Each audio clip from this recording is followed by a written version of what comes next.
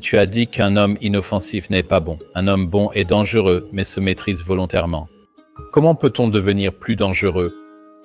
Oh, devenir plus éloquent, c'est certainement, je dirais, c'est le principal ensemble d'armes. Donc, je veux dire, la prouesse physique, c'est quelque chose, et ce n'est pas rien, cette confiance physique qui vient avec aussi, mais la même chose se retrouve au niveau de la capacité à communiquer et à réfléchir. C'est un champ de bataille et d'opportunités bien plus vaste. Donc, c'est une chose qui n'est pas bien enseignée, surtout aux garçons. Je pense qu'il est encore plus crucial de l'enseigner aux garçons, car ils sont souvent plus sceptiques envers l'éducation, étant généralement moins obéissants et conciliants. C'est surtout vrai pour les garçons peu conciliants. Les garçons conciliants obtiennent de meilleures notes, quel que soit leur quotient intellectuel ou leurs résultats, car ils sont plus faciles à gérer. Alors, que dites-vous aux garçons peu conciliants? Rien ne vous rend plus redoutable que la compétence verbale, la capacité à s'exprimer, réfléchir et structurer vos arguments, n'est-ce pas? Une métaphore de champ de bataille. Mettez tout en ordre. Rassemblez toutes vos informations pour organiser vos forces. Donc, je veux dire, c'est en partie pour ça que les rappeurs sont si populaires, surtout parmi les jeunes hommes désabusés, qu'ils soient noirs ou blancs, parce qu'ils sont incroyablement éloquents. Ils ont cette incroyable maîtrise verbale, c'est incroyablement attirant. Vous savez, et c'est associé à une activité artistique authentique et rédemptrice qui se concentre souvent sur ce qu'on pourrait appeler la voix des classes défavorisées, disons. Une voix puissante, non? C'est intéressant de voir autant de jeunes hommes blancs s'identifier à cela. C'était Aldous Huxley qui a écrit Les Portes de la Perception. Oui. Oui, donc c'est un peu l'équivalent de ça, non? Vous vivez une expérience que beaucoup de gens ont du mal à exprimer. Vous prenez le meilleur de nous, celui qui maîtrise le langage le plus précis et érudit. Vous les placez et demandez de montrer leurs acquis. C'est l'équivalent, mais pour une communauté différente, un autre type de vie. Peut-être que vous n'avez pas la capacité de décrire ce que ça fait de vivre dans une cité à Manchester, ou, vous savez, dans l'un des quartiers de Brooklyn, ou peu importe où cela pourrait être. Et cette personne ne peut pas, on dirait, votre voix. Si vous êtes jeune, vous vous sentez souvent exclu de votre rôle d'héritier légitime du royaume. Je veux dire, c'est un truisme existentiel pour tout le monde, en particulier pour chaque jeune homme, parce qu'il est un outsider à bien des égards. Il est jeune, immature et pas très apprécié. Et puis, il est en quelque sorte blessé par les faiblesses du roi et de la culture actuelle, et se retourne facilement contre eux pour cette raison. Et ce sont les machinations du méchant oncle. C'est l'histoire du roi Arthur. C'est l'histoire d'Horus et d'Osiris. C'est une histoire très ancienne, très ancienne. C'est l'histoire de Sauron. Elle est toujours présente. Et on voit cela dans la musique rap, dans le hip-hop, toute cette aliénation qui trouve une voix articulée dans un sens artistique. Et c'est un bon exemple du pouvoir de la facilité verbale. C'est ainsi qu'on promeut l'éducation chez les jeunes hommes. C'est comme, tu veux prendre ta place légitime dans le royaume? Alors, apprends à bien parler, mec. Maîtrise-la au plus haut niveau possible. On pourrait dire qu'une persona est une bonne façon d'y penser.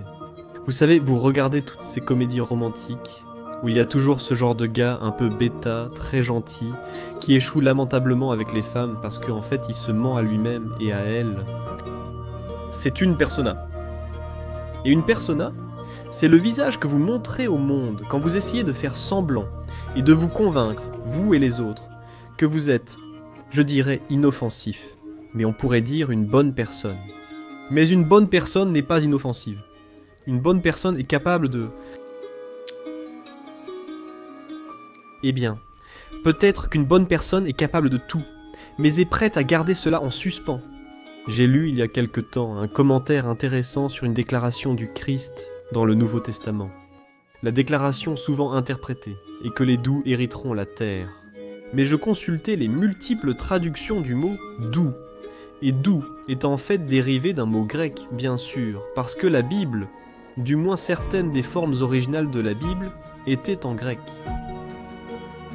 Et ce mot ne signifiait pas exactement « doux ». Il voulait dire quelque chose comme « ceux qui ont des armes et la capacité de s'en servir, mais qui choisissent de les garder au fourreau, hériteront du monde. » Et cela signifie que les personnes capables d'user de la force, disons, mais qui décident de ne pas l'utiliser, sont dans la position morale appropriée. Et Nietzsche a beaucoup commenté cela. Il considérait que la plupart des formes de moralité relevèrent de la lâcheté. Non pas parce que la moralité en elle-même était de la lâcheté, mais parce que la plupart des gens qui sont lâches déguisent leur lâcheté en moralité. Et ils prétendent que leur inoffensivité, qui est en réalité une conséquence de leur peur et de leur incapacité à être nuisibles, disons, ou à être dangereux, est en fait un signe de leur intégrité morale. Et c'est vraiment une très mauvaise idée. Vous savez, si vous êtes tueur à la hache sans hache, cela ne signifie pas que vous êtes moral. Donc maintenant, en ce qui concerne, donc c'est la persona. Et la persona, c'est le masque que vous portez. Et c'est ce que signifie persona. C'est le masque que vous portez pour vous convaincre, vous et le monde, que vous n'êtes pas un monstre terrible, afin que lorsque vous vous regardez dans le miroir, vous n'ayez pas à fuir en hurlant. Vous savez, et vous pourriez penser, eh bien, c'est un peu exagéré. Mais Jung était très intéressé par des phénomènes tels que... disons, les phénomènes psychologiques, qui caractériseraient les actions de quelqu'un qui pourrait être un gardien du camp d'Auschwitz par exemple. Et vous savez, c'est un comportement assez monstrueux. Et ce qu'il faut savoir à propos des gardiens du camp d'Auschwitz, c'est qu'il n'y a vraiment aucune raison de supposer qu'ils étaient très différents des gens normaux. Bien sûr, il y aurait eu des exceptions, mais cela signifie que vous pourriez aussi être gardien à Auschwitz, et peut-être même en tirer du plaisir. Vous pourriez penser que non, mais ne rejetez pas cette idée trop vite.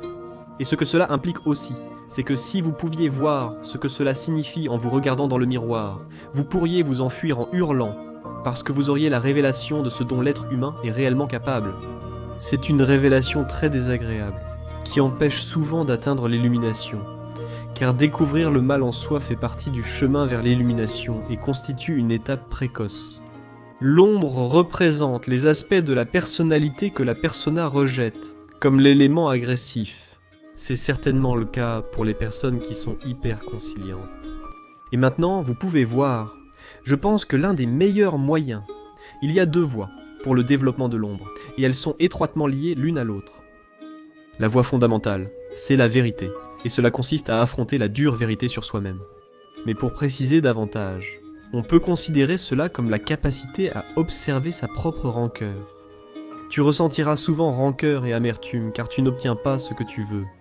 En observant cette rancœur et cette amertume, tu verras qu'elles engendrent parfois des fantasmes très sombres. Et cela peut être très effrayant. Et tu pourrais ne pas vouloir t'avouer à toi-même que tu es réellement capable d'avoir de tels fantasmes, de telles impulsions ou de tels sentiments agressifs. Mais le fait est que si ces sentiments, impulsions et fantasmes agressifs sont intégrés à ton caractère, c'est comme si tu ouvrais un dialogue avec une partie de toi-même, qui peut être très puissante, forte et dangereuse. Et c'est vraiment utile d'être dangereux parce que... si tu peux être dangereux, tu n'as souvent pas besoin de l'être. Les hommes qui ont intégré leur part d'ombre développent souvent aussi une sorte de grâce particulière, qui serait la conséquence non seulement de permettre à leur côté agressif de s'exprimer, mais aussi à leur côté féminin et compatissant, qu'ils ont peut-être réprimé par gêne, ou parce qu'ils ont été harcelés pour leur faiblesse, ou pour de nombreuses autres raisons. Mais l'approche pratique pour développer votre part d'ombre, je dirais, c'est de contempler et d'examiner votre ressentiment, et de remarquer ce qu'il révèle. Votre ressentiment vous montrera aussi ce que vous devez dire. Si vous vous sentez opprimé au travail, ou que vous êtes opprimé dans votre vie, ou que vous vous opprimez vous-même, alors vous devez remarquer que vous vous sentez opprimé. Ensuite, vous devez remarquer que vous vous sentez plein de ressentiment, en colère, amer, et peut-être même comme Caïn dans l'histoire de Caïn et Abel, parce que Caïn est en quelque sorte l'homme amer par excellence. Ensuite, vous devez décider comment vous débarrasser de cette amertume. Cela signifie souvent qu'il y a quelque chose à dire, et il faut le dire car votre âme en dépend. Et non seulement votre âme en dépend, mais je dirais que le destin du monde en dépend aussi. Parce que, vous savez, il se peut que vous ayez tort, et alors il faudrait vous corriger. Peut-être que vous êtes simplement en train de vous plaindre et que vous devez en parler à quelqu'un. Mais il se peut aussi que vous détectiez réellement quelque chose qui ne va pas. Une forme de tyrannie qui est dirigée contre vous et d'autres personnes. C'est presque votre devoir moral d'en parler. Et donc, beaucoup de lieux de travail deviennent toxiques, pour utiliser un cliché terrible. Parce que les gens qui y travaillent n'osent pas exprimer ce qu'ils veulent vraiment. Parfois, ils parlent trop tard, puis sont bouleversés, font souffrir les autres car ils sont très malheureux, etc. Donc, l'approche pratique pour développer votre ombre, fondamentalement, c'est l'honnêteté radicale. Et Jung a dit qu'un véritable effort moral était un bon substitut à la psychothérapie.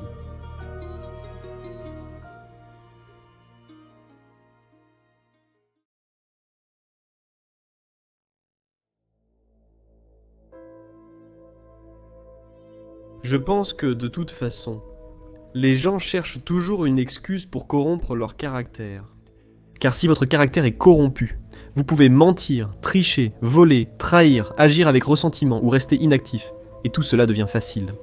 Mentir ou ne rien faire est plus facile que dire la vérité ou agir. Donc il y a toujours une partie de vous qui pense « Eh bien, j'ai besoin d'une justification pour être inutile et horrible, parce que ce serait beaucoup moins de travail. » Et donc, si quelque chose de terrible arrive, vous pensez « Ah, c'est exactement l'excuse que j'attendais. » Et alors tout cela ressort. Vous savez, Solzhenitsyn, quand il était dans les camps de concentration en Russie, observant comment les gens se comportaient, il a dit qu'il y avait des personnes qui, dès qu'elles étaient mises dans les camps, devenaient immédiatement des surveillants ou des gardiens, et elles étaient même plus cruelles que ceux qui avaient été engagés comme tels. Gardiens! Son idée était qu'ils avaient accumulé tout cela. Il appelait ça la souillure, si je me souviens bien, autour d'eux dans la vie normale. Mais ils n'avaient pas l'occasion de l'exprimer. Mais dès que vous leur donniez l'occasion, c'était là, tout de suite. Et donc, l'un des messages qui semble résonner à travers ces histoires de l'Ancien Testament, c'est que ce n'est pas parce qu'il vous arrive quelque chose de terrible que cela vous donne le droit de vous égarer et d'aggraver les choses. Et peut-être que peu importe à quel point ce qui vous arrive est terrible. Et c'est difficile à accepter, vous savez, parce qu'on voit parfois des gens dans la vie qui ont vraiment une vie dure, vraiment, comme si 50 malheurs leur arrivaient d'un coup. Vous pensez alors, ce n'est pas surprenant. Si vous étiez amer et hostile, ce serait compréhensible, vraiment. Ensuite, vous rencontrez des gens, comme Solzhenitsyn l'a évoqué dans l'archipel du Goulag, disant avoir rencontré quelques personnes là-bas. Il a rencontré assez de personnes dans le système des camps de concentration qui n'ont pas laissé leur malheur les corrompre. Et ça c'est quelque chose, vraiment. Parce que peut-être que la seule véritable infortune, c'est de devenir corrompu. C'est vraiment une réflexion utile à avoir. Tu sais, peut-être que le reste est trivial en comparaison. Je sais que c'est difficile parce qu'on peut se retrouver dans des circonstances très dures. Mais je pense qu'il y a quelque chose de vrai là-dedans. Le Seigneur était avec Joseph, qui prospérait dans la maison de son maître égyptien. Et son maître vit que le Seigneur était avec lui et que le Seigneur faisait prospérer tout ce qu'il entreprenait entre ses mains. C'est donc lié à l'idée évoquée plutôt de marcher avec Dieu, n'est-ce pas? Adam marchait avec Dieu avant de manger le fruit avec Ève, puis il ne le voulait plus. Noé et Abraham marchaient avec Dieu. L'idée est un alignement avec l'idéal le plus élevé. Je pense que c'est quelque chose comme ça. Et vous savez, on pourrait aussi considérer cela comme une affirmation métaphysique. Mais je ne pense pas que ce soit le cas. Je veux dire, j'ai reçu des milliers de lettres cette dernière année de personnes qui m'ont dit qu'elles étaient dans un gouffre. C'est exactement ça. Et qu'ils ont décidé qu'ils allaient essayer de remettre leur vie en ordre. Et que ça a marché. C'est vraiment quelque chose. Et ils écrivent d'être surpris. C'est comme, eh bien, j'ai décidé que j'allais travailler dur dans ce que je faisais, et que je n'allais plus mentir, sauf si c'était absolument nécessaire. Je me suis dit que j'allais essayer pendant quelques mois, vous savez, et toutes sortes de bonnes choses ont commencé à m'arriver. C'est comme, peut-être que c'est comme ça que le monde fonctionne. Maintenant, évidemment, ça ne marche pas comme ça tout le temps, n'est-ce pas? Parce qu'on peut se faire couper les jambes d'un coup. Je veux dire, il y a un élément arbitraire dans l'existence qu'on ne peut pas simplement ignorer. Mais cela ne veut pas dire qu'il n'y a pas de mauvaise stratégie et de bonne stratégie. Et donc, Je pense vraiment que l'une des questions existentielles les plus fondamentales, c'est si les choses ne vont pas bien pour toi dans ta vie, es-tu absolument certain que tu fais absolument tout ce que tu peux pour remettre les choses en ordre? Si tu as besoin de quelque chose avec quoi te confronter, et tu en as probablement besoin, tu peux le trouver. Il suffit de regarder à l'intérieur de toi. Tu trouveras toujours quelque chose à affronter. L'insuffisance, la faiblesse, la tentation, le narcissisme, l'orgueil, l'envie, la vengeance, le ressentiment, la frustration, le manque de foi, etc. Ça t'occupera si tu t'y confrontes vraiment. Oui, c'est une vieille question théologique. Tu sais ce qui arrive avec le diable?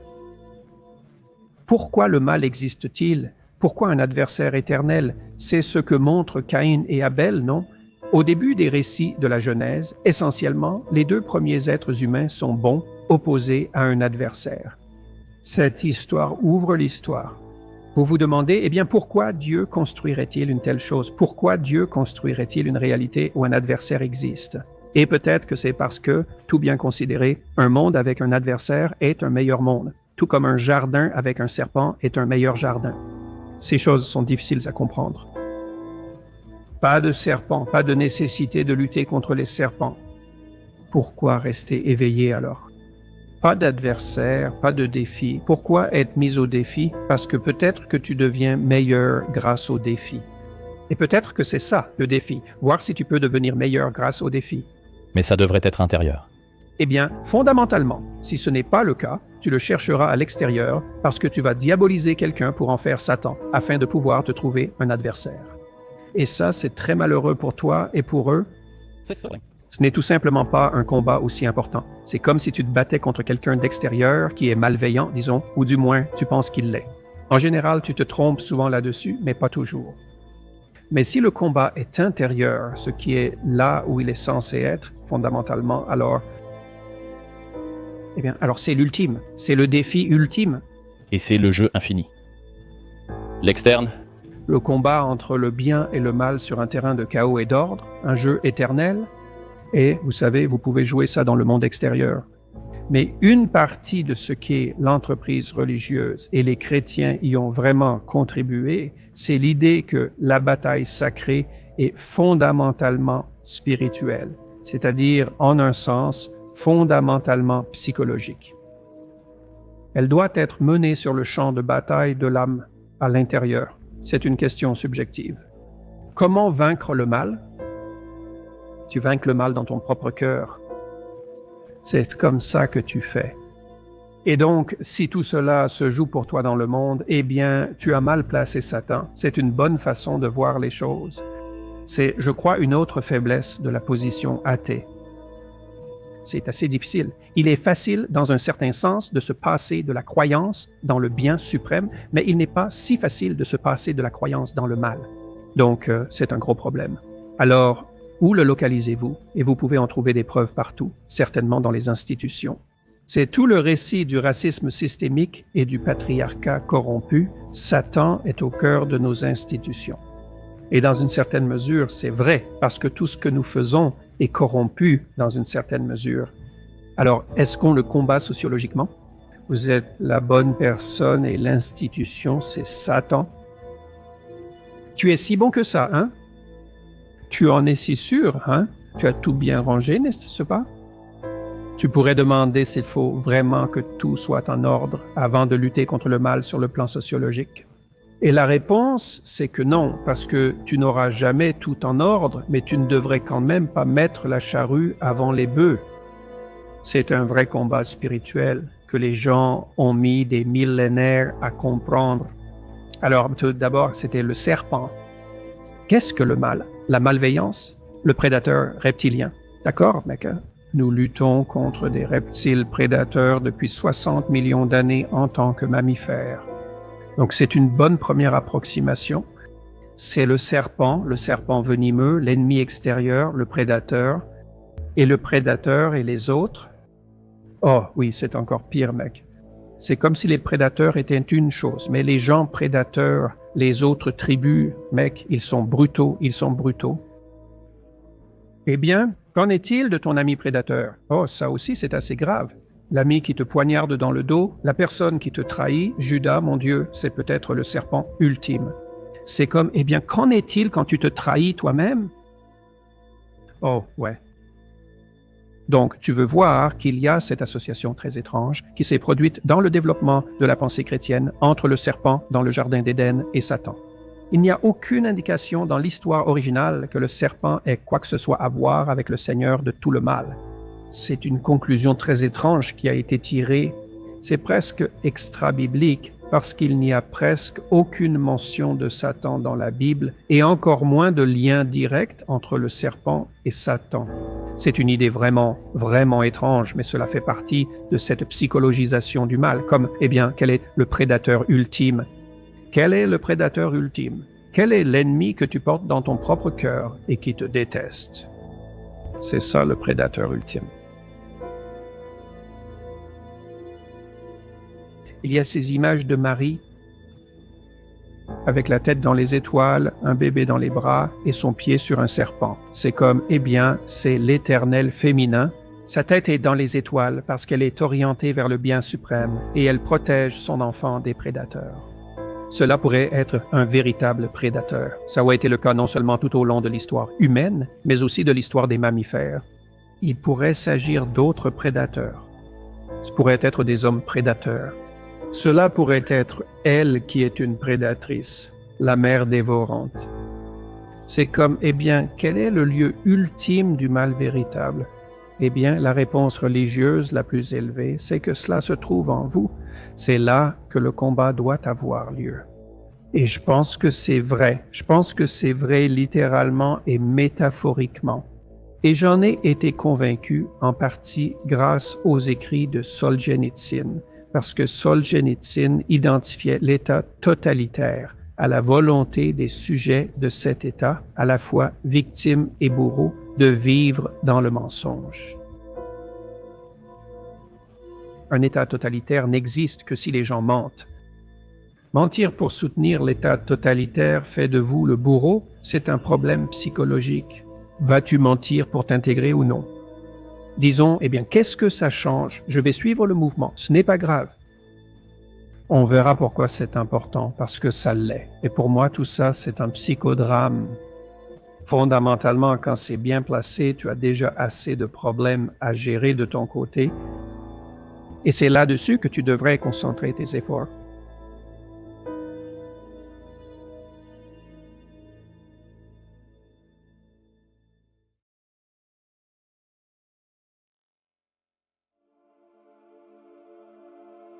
Si tu regardes les héros les plus archaïques et archétypaux, ces héros affrontent quelque chose qui représente le chaos.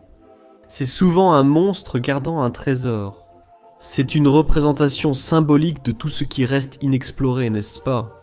Les choses inexplorées sont menaçantes et destructrices, mais offrent aussi un potentiel infini. Mais les histoires de héros plus complexes montrent aussi que parfois, l'ordre devient si corrompu et rigide que la liberté d'expression le fragmente pour permettre sa régénération. Dans les évangiles, le Christ est essentiellement présenté comme le héros. Il n'est pas tellement le tueur de dragons qui affronte le dragon pour rassembler le trésor, même si cela est implicite dans la juxtaposition du Christ avec la figure d'un Satan serpentiforme. Mais le Christ est celui qui s'oppose à l'état corrompu et le régénère par la parole. Techniquement, la liberté d'expression, le logos, relie le chaos et l'ordre. Et vous pouvez penser que cette idée était représentée dans de nombreuses cultures. Vous pouvez le voir de façon très spécifique, je dirais, dans la conceptualisation taoïste. Parce que dans le monde taoïste, l'être est composé de chaos et d'ordre, de yin et de yang, de masculin et de féminin. C'est fondamentalement le chaos et l'ordre. L'ordre, c'est que partout, il y a des choses que vous comprenez. Et le chaos, c'est le fait que partout où vous allez, il y a des choses que vous ne comprenez pas. L'idée est que l'existence se compose de ce que vous comprenez et de ce que vous ne comprenez pas. Et c'est toujours comme ça. C'est pourquoi le Tao est le symbole de l'existence en soi. Et c'est le cas. Votre cerveau est adapté, notamment grâce à ces deux hémisphères. L'un pour ce que vous comprenez, l'autre pour ce que vous ignorez. Le monde que vous comprenez, grossièrement parlant, est géré par l'hémisphère gauche. Et le monde que vous ne comprenez pas, grossièrement parlant, est géré par l'hémisphère droit. Eh bien, c'est cette ligne au milieu qui est le Tao. C'est le sens. Et si vous avez un pied dans le chaos et un pied dans l'ordre, vous maximisez le flux d'informations, et vous vous régénérez en même temps que vous maintenez votre structure. Et vous en rendrez compte intérieurement, comme un engagement dans le monde. C'est votre sens d'orientation le plus fondamental. Et c'est profondément ancré neurologiquement, incroyablement profondément. Et donc, d'un point de vue évolutif, il est vraiment vrai que la réalité, c'est le chaos et l'ordre. C'est à cela que vous êtes adapté. Ce que vous faites aussi en psychothérapie, en plus d'aider les gens à affronter ce dont ils ont le plus peur pour qu'ils puissent les surmonter, c'est de leur permettre de dire la vérité à quelqu'un. Que s'est-il passé ? Je vous écoute. Alors ils vous racontent, et ils se déconstruisent, puis se reconstruisent, pendant qu'ils disent la vérité sur ce qui s'est passé. Et ça les reconstruit. Maintenant, les deux éléments fondamentaux de la psychothérapie sont: trouvons ce que vous craignez et évitez, et aidons-vous à l'affronter afin que vous puissiez recueillir les informations qui s'y trouvent. Et permettons-vous de raconter votre histoire dans toute sa catastrophe et ses détails afin que vous puissiez vous remettre en ordre grâce à la parole. C'est ce qui se passe en psychothérapie et devrait exister dans toute relation authentique. C'est bien le but spirituel d'un mariage, non ? Parce que vous faites face à quelqu'un qui est différent de vous, auquel vous êtes lié et dont vous ne pouvez pas fuir. Ainsi, vous pouvez vous révéler.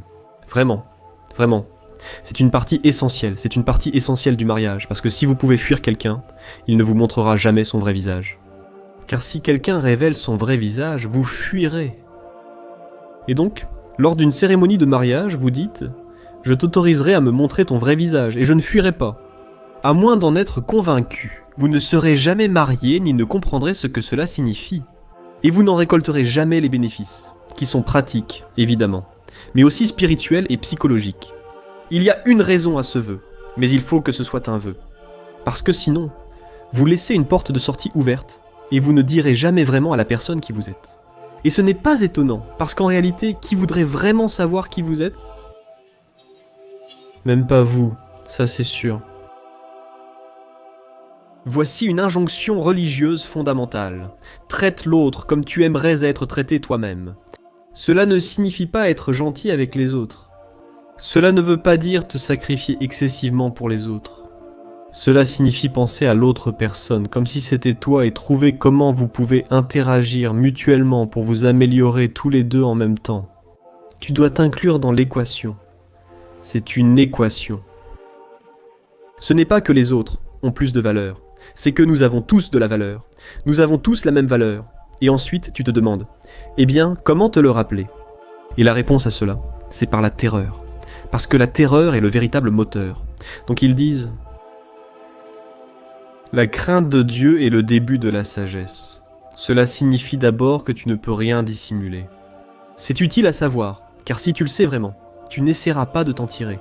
Mais tu le feras quand même, car les gens sont stupides. Mais au moins ça atténuera la possibilité, donc... Ici je vais te dire quelque chose que Jung a dit. C'est assez profond. Et je pense que c'est la bonne réponse à cette question. Donc Jung pensait, il s'intéressait à l'émergence d'une morale supérieure, quelque chose qui intéressait aussi le psychologue du développement Jean Piaget. Piaget pensait que nous commencions en tant qu'individus, puis nous apprenions à jouer à des jeux avec d'autres personnes. Des enfants apprenaient à jouer à des jeux avec d'autres enfants, et cela les rendait sociaux. Donc notre société est un jeu. C'est un jeu géant, auquel nous jouons tous ensemble, volontairement. Les enfants ont d'abord appris à jouer, puis seulement plus tard les règles du jeu. Ils ont d'abord appris à jouer au jeu, puis ils ont appris les règles, comment exprimer les règles. Puisqu'ils ont réalisé qu'ils étaient aussi les créateurs des règles. Et donc, c'est ça le développement moral. Ce n'est pas un continuum, c'est un escalier fracturé qui monte. Mais Carl Jung s'intéressait à des éléments de l'action morale qui allaient au-delà de cela. Il les a donc conceptualisés de manière symbolique. Alors imaginez ceci. Il a fait cela dans son dernier livre, Mysterium Conjunctionus. Alors imaginez que vous existez de telle sorte que vos structures conceptuelles et vos émotions entretiennent une relation instable l'une avec l'autre. Donc, vous êtes en quelque sorte une maison divisée en vous-même. Et donc, ce que vous devez faire, c'est rassembler votre esprit et vos émotions, afin qu'ils fonctionnent comme une unité. Et vous faites cela en partie en étant vraiment franc sur ce que vous voulez pour vous-même et envers les autres, et en apprenant à négocier cela, afin que la tension intérieure disparaisse. Et donc maintenant, vous êtes une entité unifiée d'émotions et de pensées. Ils ne sont plus en conflit l'un avec l'autre. Et ensuite, ce que vous faites, c'est que vous prenez cette entité, qui est encore en quelque sorte séparée de votre corps, parce que vous n'agissez pas encore en fonction de cela, et vous réunissez ces deux aspects. Et il considérait cela comme l'équivalent psychologique de l'incarnation. C'est l'esprit qui s'intègre au corps. Cela signifie que vous unissez émotion, motivation et réflexion, puis agissez avec cet ensemble. Vous les incarnez dans le monde, ce qui apporte aussi de l'intégrité. Ensuite, il y a une étape au-delà, qui consiste à comprendre qu'il n'y a pas, donc, votre esprit, âme et corps sont intégrés, en opposition au monde. Et la prochaine chose que vous faites, c'est de réaliser qu'il n'y a pas d'opposition avec le monde. Est-ce que c'est ce que vous êtes? Et c'est vraiment, vraiment compliqué. Vous marchez dans la rue. Bloor Street en est un bon exemple à Toronto. Et il y a des schizophrènes alcooliques dévastés qui jonchent le paysage, pour ainsi dire. Vous les contournez. Vous vous dites, eh bien, ce n'est pas moi. Mais en fait, si, c'est vous. C'est vous dans la mesure où votre tendance est de réagir négativement et d'éviter ce genre de situation. C'est une perturbation dans votre champ d'existence, c'est vous. Maintenant, vous ne savez pas quoi faire à ce sujet, et je ne vous recommanderais pas de faire quoi que ce soit, parce que vous risqueriez probablement d'aggraver la situation. C'est un très gros problème qui est là, sur le trottoir, et il se peut qu'il soit bien au-delà de votre capacité à le résoudre. Puisque c'est une perturbation dans votre champ d'existence, c'est vous. C'est vous. Et tous les problèmes qui existent dans le monde que vous vivez, ce sont vous. Et donc, vous arrêtez de penser aux choses en termes d'opposition entre ce qui est bon pour vous et ce qui est bon pour le monde. Parce qu'il n'y a aucune différence. Il n'y a aucune différence entre les deux. Et cela ne veut pas dire que le chemin entre ce qui est bon pour vous, dans votre domaine plus limité, et ce qui était bon pour tout le monde est facile à déterminer. C'est très très difficile. Mais il n'y a aucune différence technique entre les deux. Vous savez, donc si je suis engagé dans un dialogue psychothérapeutique avec mes clients, quand je le fais correctement, ce n'est pas comme s'ils apprenaient de moi. C'est que nous apprenons ensemble. Et chaque fois que je résous un de leurs problèmes, ou que je les aide à résoudre un de leurs problèmes, je m'aide aussi à résoudre un de mes propres problèmes. Vous savez, parce que les gens m'apportent, amènent dans mes séances les choses terribles qui arrivent aux gens dans la vie. Leur partenaire a un cancer, leur père Alzheimer, ils sont alcooliques, et leur carrière s'effondre. Ce ne sont pas des choses qui leur arrivent à eux seulement. Ce sont des choses qui arrivent à tout le monde. Et trouver comment résoudre ça pour quelqu'un, c'est trouver comment le résoudre pour soi-même. Il n'y a absolument aucune différence. Alors, la terreur apparaît quand tu commences à réaliser que ces problèmes que tu n'abordes pas, qui sont peut-être amplifiés par ton comportement impulsif, égoïste et utilitaire. Tu manipules le monde dans ton propre intérêt étroit. Cela finira par te hanter. Et donc, c'est une chose terrifiante à envisager. Mais une fois que tu y as réfléchi et que tu as compris, ce qui se passe, c'est que tu as plus peur d'agir égoïstement que d'être prêt à le faire. Tu te dis, non, je ne vais pas faire ça. Pourquoi ? Parce que je sais que tout va partir en vrille si je fais ça, et je ne veux pas aller là-bas. L'élément de terreur est immense, cela le rend. Ça renforce votre... Parce qu'on ne peut pas juste jouer correctement. Vous n'avez pas la force morale pour cela. Vous pouvez viser le bien et fuir ce qui est terrible. Alors vous êtes motivé.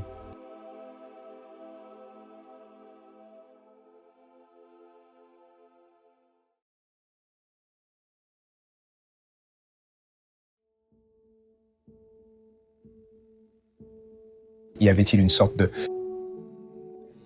Un chapitre de votre livre vous a-t-il aidé à traverser une période traumatisante ? J'ai écrit le dernier livre, alors que j'étais si malade, que j'avais à peine la force d'utiliser l'ordinateur.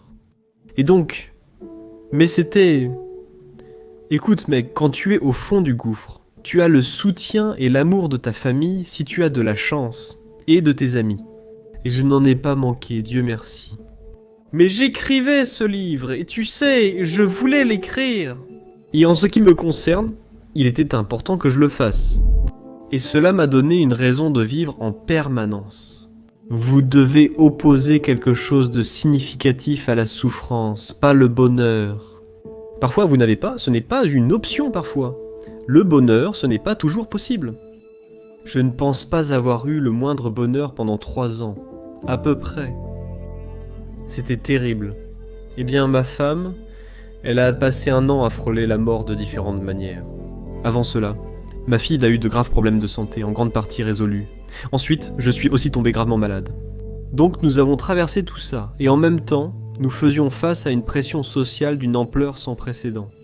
Des gens essayaient, vous savez, de mettre un terme à cette entreprise, je suppose. C'est probablement la bonne façon de voir les choses. La plupart du temps, j'espérais mourir.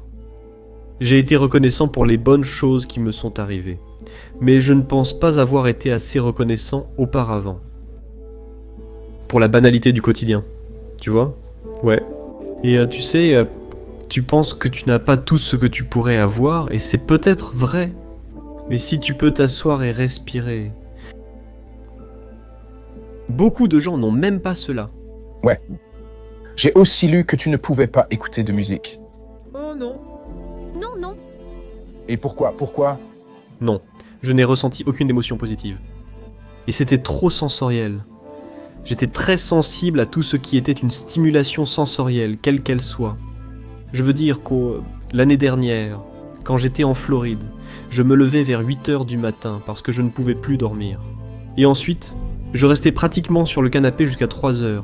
Mais je devais porter des bouchons d'oreilles et un masque sur les yeux. À ce moment-là, je pouvais encore m'allonger. Donc je pouvais, je ne me reposais pas vraiment, mais au moins je ne bougeais pas. Donc je suis curieux, toi, est-ce que tu te souviens de la première chanson que tu as pu écouter quand tu es sorti de ta maladie ? Je pense que c'était sûrement Arcade Fire. Oui, j'aime vraiment ce groupe.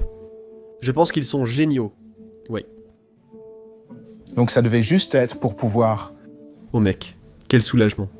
Maintenant, j'écoute de la musique avec ma femme et on passe environ 5 heures par semaine à danser à l'étage chez nous. Désolé. Pendant longtemps, 2 ans, chaque soirée que je passais avec elle, je pensais que ce serait probablement la dernière. Oui, une. Donc, le fait que ce ne soit plus le cas maintenant, et que nous puissions écouter de la musique. Je crée depuis des années de longues playlists, dont une de romances rétro regroupant des chanteurs de jazz des années 20 à 50, ainsi que quelques titres des années 60. Je suis aussi curieux, tu sais, quand tu crées ce genre de playlist, est-ce que tu arrives à être dans ta bulle ? Ou bien tu observes sa réaction à la musique ? Parce que c'est toujours ce que J'ai commencé à... Eh bien, j'ai tendance à préparer la playlist. Et puis notre règle, c'est qu'elle a un droit de veto. Donc tu sais, s'il y a une chanson qu'elle ne veut pas écouter en boucle quand on conduit dans sa voiture ou autre, alors je l'enlève. Et elle est très douée pour décider quand quelque chose ne devrait plus être là et s'en débarrasser. Ce qui d'ailleurs terrifiait toujours nos enfants quand leurs amis venaient à la maison. Parce qu'à leur première visite, on leur disait « On était vraiment content que tu sois là, tu sais, et tu es le bienvenu. » On le pensait vraiment. Je trouve les adolescents drôles, avec leur humour caustique et leur tendance à mal se comporter. La seconde partie du message disait « Si tu fais quelque chose de stupide et qu'on ne te revoit plus, ça ne nous pose aucun problème. » Tu les accueillerais comme ça ? Oui, c'est terrifiant. Eh bien, c'était tellement drôle pourtant, parce qu'ils étaient terrifiés par moi quand ils sont arrivés pour la première fois, ce qui était une bonne chose. Après 5 visites, ils n'avaient plus peur de moi, mais ils craignaient toujours Tammy. C'est ça. Oui, parce qu'elle a plus de cran que moi à bien des égards. Parce que je suis quelqu'un de très... En fait, je suis quelqu'un de très conciliant. Je n'aime pas du tout le conflit. Et elle est un peu plus... rigide à cet égard. Je pense que je ne tiens presque rien pour acquis. Et je veux dire, je pense que je tiens encore moins de choses pour acquises que ce que tu pourrais croire. Je t'ai dit que je ne considère pas comme acquis que vous puissiez tous être assis ici paisiblement, tu sais. Et c'est comme ça que je vois le monde, c'est que... Si ce n'est pas en train de brûler dans le chaos et les ruines, alors je pense que c'est un sacré miracle. Et le fait que les choses se soient bien passées pour moi, et que je sois toujours debout, ce qui est aussi une sorte de miracle, tu sais, je veux dire... Il y a probablement eu une trentaine d'épisodes scandaleux différents, qui ont tous... que n'importe qui avec un peu de bon sens aurait pensé que ça me finirait et... Ils se sont tous retournés contre eux, et c'est aussi...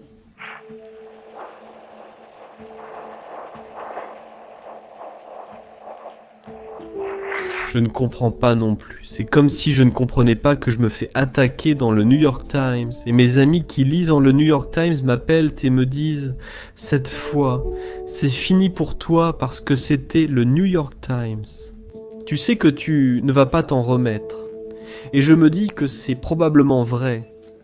Je veux dire, je m'y attendais depuis le début. Et puis j'attends, et tout le monde me tombe dessus. Et je ne réagis pas trop à ça. Puis ça commence à s'estomper.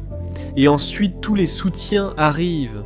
Et il y a 100 personnes qui me tombent dessus. Et 10 000 soutiens. Et tu sais, voilà quelque chose que je peux te dire sur ma vie. C'est vraiment remarquable. Donc tu sais, si tu ne fais que lire la presse, tu aurais toutes sortes d'idées sur moi. Tu sais que je suis un bigot au sens le plus large du terme, donc tu sais, raciste, sexiste, homophobe, ethnocentrique, nationaliste blanc, d'extrême droite. Nazi, homophobe, tout ça. Et tu penserais qu'il n'y a rien d'autre que de la haine. Bien que j'ai été bien traité par de nombreux journalistes, on pourrait facilement avoir l'impression que je vis dans un monde où je suis entouré de haine. Et ce n'est absolument pas vrai. Ce n'est tellement pas vrai que, vous savez, il y a des mensonges, et puis il y a des anti-vérités. Et une anti-vérité, c'est encore pire qu'un mensonge. C'est comme la forme ultime du mensonge. Et ce n'est pas du tout ce à quoi ressemble ma vie.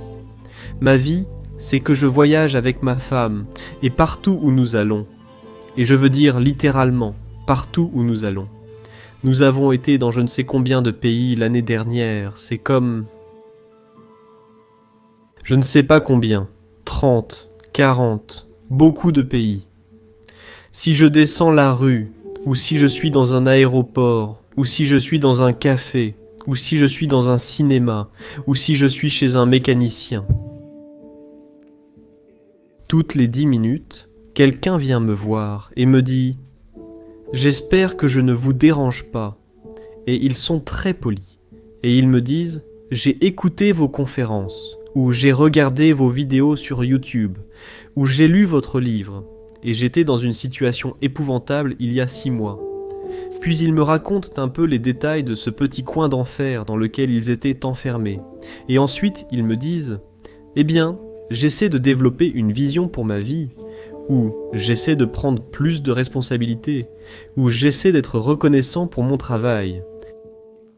Aussi banal que cela puisse paraître, ou « J'ai décidé que j'allais essayer de rassembler ma famille et de faire la paix, et j'ai vraiment fait des efforts, et ça marche vraiment, et les choses vont beaucoup mieux, et... » Merci.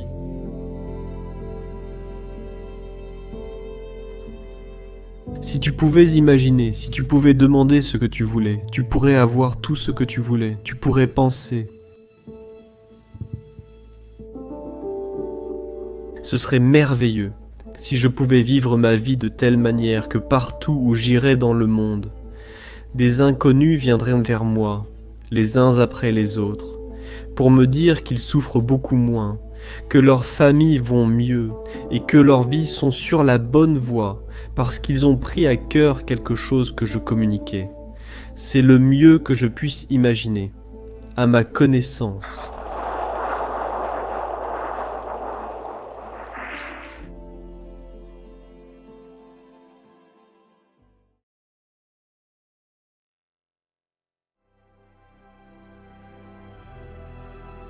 Chercher le bonheur, et tout le monde pense, eh bien, je préfère être heureux que misérable. Et c'est compréhensible, tu sais, mais il n'y a rien de noble là-dedans, et ce n'est pas crédible. Personne ne croit ça, parce que tout le monde sait que la vie est limitée par la tragédie et que la malveillance est partout. Tout le monde le sait. Donc, il y a cette terrible diade sombre de la tragédie et du mal, et tu agites le petit drapeau du bonheur devant ça, tu sais. Personne ne croit que ça va marcher. Mais ensuite, quand tu dis aux gens, écoute, tu es sombre, un monstre. Tu l'es vraiment. Et mais en fait, c'est utile parce que tu ne peux pas survivre dans ce monde sans être un monstre. Les gens pensent que c'est intéressant. Je soupçonnais déjà être un monstre. Et tout le monde a toujours dit que c'était mal. Et c'est évidemment mal. Mais il y a quelque chose à faire à ce sujet. Et c'est quelque chose qui peut être transmuté en quelque chose de bien, sans être inhibé.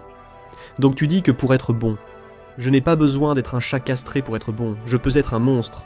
Mais je peux être comme un monstre civilisé. Oui, c'est ce que tu devrais viser. Tu devrais être incroyablement dangereux. Plus tu es dangereux, mieux c'est. Et ensuite, tu devrais contrôler ça.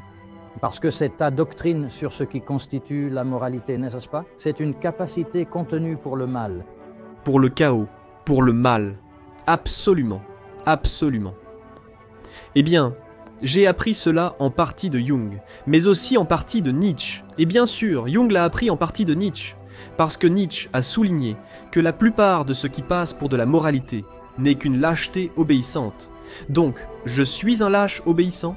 Eh bien, personne ne veut penser ça. Alors ils disent, non, je ne suis pas un lâche obéissant. Je suis une bonne personne, parce que je ne transgresse aucune règle. Non, tu ne l'es pas. Tu es un lâche obéissant, et tu as trop peur de transgresser les règles. Ça ne fait pas de toi quelqu'un de bien. Cela explique aussi pourquoi le héros sombre, tu sais, l'anti-héros, est si populaire dans les représentations cinématographiques en particulier. Parce que les gens vont voir les tueurs à gages de la mafia et des types comme ça, et il y a une part sombre en eux qui se dit « Waouh, ces types sont vraiment cool !» Tu sais, comme dans les films de Quentin Tarantino, où les tueurs à gages sont pleins d'esprit, ils sont durs et ils peuvent tout gérer. Tu te dis, ces types sont des criminels psychopathes. Pourquoi les gens les admirent-ils? C'est parce que, eh bien... Tu n'es pas moral si tu es simplement inoffensif. Et la question, c'est, quel est l'antidote au fait d'être inoffensif? Et l'antidote à cela, c'est d'ouvrir cette porte vers l'ombre.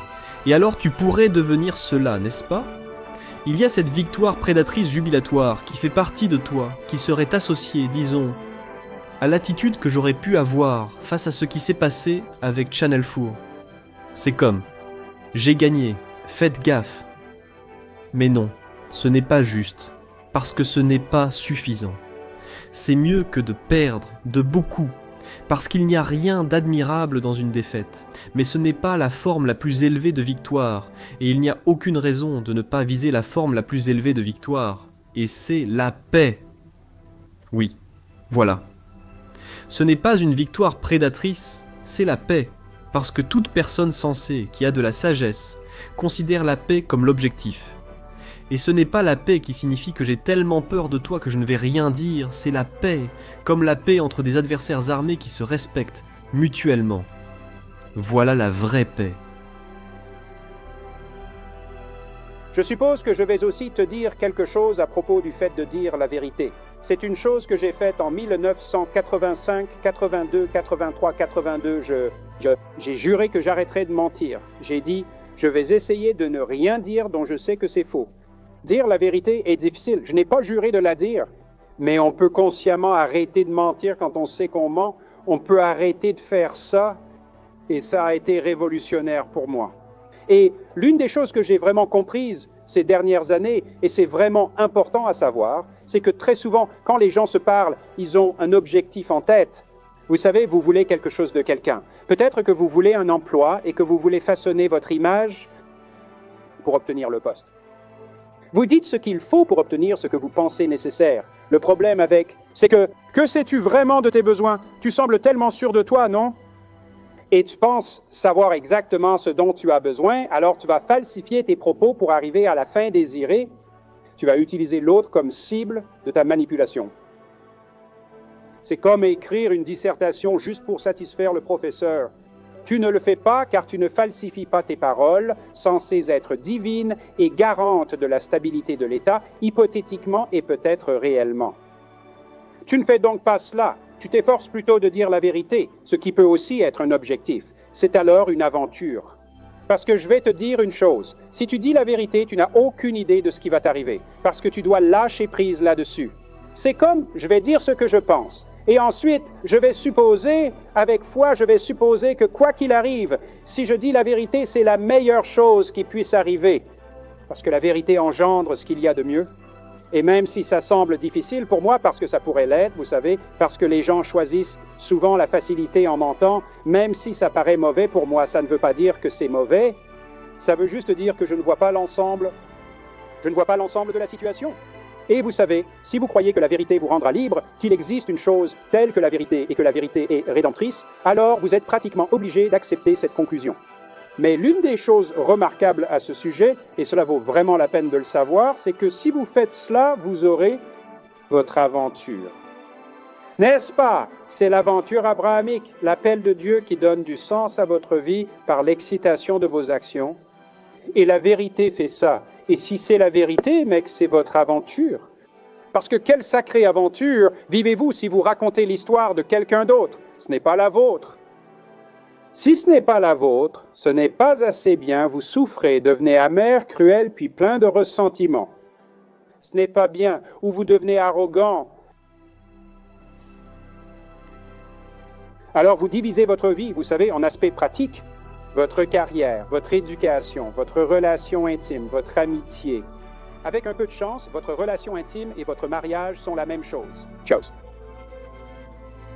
Votre temps hors travail, votre devoir civique et la façon dont vous vous percevez sur ces aspects montrent que, moyennant les bons sacrifices, vous pouvez obtenir ce dont vous avez besoin et envie.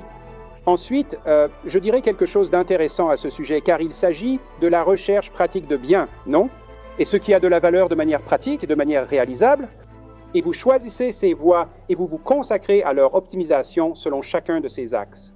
Et ensuite, vous apprenez à optimiser un objectif. Une fois que vous avez appris à optimiser un objectif avec différents biens, vous visez ensuite ce qui relie ces biens. C'est ce qui rend les biens bons et les relie, représentant le bien suprême ou supérieur. Et donc, en pratiquant n'importe quel bien de manière rigoureuse et en faisant les sacrifices appropriés dans cette direction, vous apprenez simultanément à vous approcher du bien qui est la somme ou l'essence de tous ces biens proximaux. Et je dirais que l'insistance essentielle dans le christianisme est que le bien qui unit tous ces biens est le même bien qui se reflète dans l'image du Christ, qui est une image d'acceptation de la souffrance de la vie et de la nécessité de servir les plus humbles comme la plus haute vocation. Et ça, c'est quelque chose, et il se pourrait que ce soit vrai. Vraiment, en fait, à 100% vrai, plus vrai que n'importe quoi d'autre. Et je pense vraiment que c'est le cas. Si c'est vrai, et si c'est réel, alors pourquoi diable essaierais-tu jamais de faire autre chose? Et c'est en quelque sorte bouleversant, d'une certaine manière, de prendre cela vraiment au sérieux. Tu sais, tout cela est très effrayant. Si tu n'as pas peur de cela, de cette vision, tu sais, et de ce que cela implique pour toi et ton âme, alors tu ne l'as pas comprise. Mais c'est aussi incroyablement, comment dirais-tu, une vision infiniment prometteuse de ce que ta vie pourrait être. Et tu sais, tu pourrais te dire, eh bien j'ai besoin d'une vie tellement riche que je puisse justifier sa souffrance. Et ça, c'est vraiment demander beaucoup, parce qu'il n'y a pas de pénurie de souffrance dans la vie. Et personne ne pense que sa souffrance n'est pas réelle, et peut-être qu'il y a une possibilité qu'il existe un but si élevé que le simple fait d'essayer, que la tentative seule d'aller dans cette direction ait suffisamment de valeur pour servir de remède à la souffrance. À la fin de ta vie, tu pourrais dire « Oh mon Dieu, c'était si difficile !» Ça en valait la peine. C'est donc le choix que tu fais à la croisée des chemins. Si tu as un peu de bon sens, oh merci.